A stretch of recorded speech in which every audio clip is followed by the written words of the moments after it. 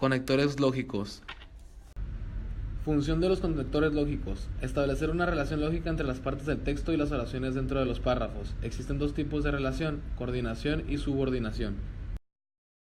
Coordinación. Dos enunciados independientes se relacionan por medio de la suma o de otra alternativa.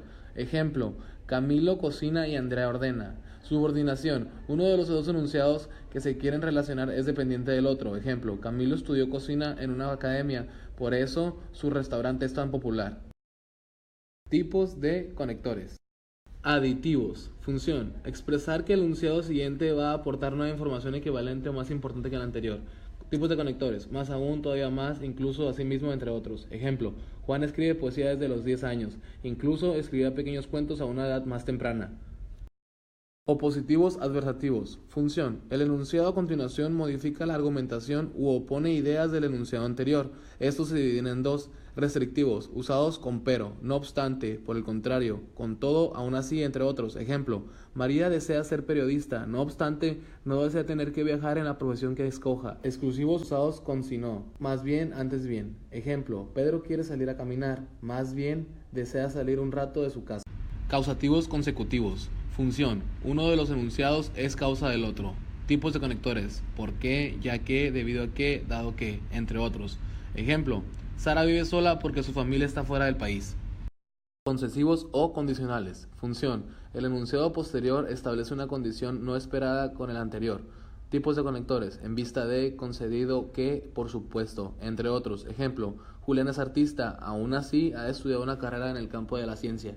Comparativos. Función: establece entre los enunciados una comparación. Tipos de conectores: del mismo modo, igualmente, análogamente, entre otros. Ejemplo: Camilo desea estudiar piano, de modo similar a como un día lo deseó su padre.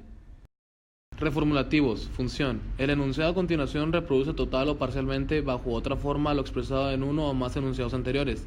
Existen 4 tipos de reformulación. Explicativos. Tipos de conectores: es decir, o sea, esto es, entre otros. Ejemplo: la fórmula química resultaba complicada para los estudiantes. En otras palabras, ningún alumno de las clases. Recapitulación, conclusión. Tipos de conectores: en resumen, en resumidas cuentas, entre otros. En síntesis, el simposio fue todo un éxito. Ejemplificación.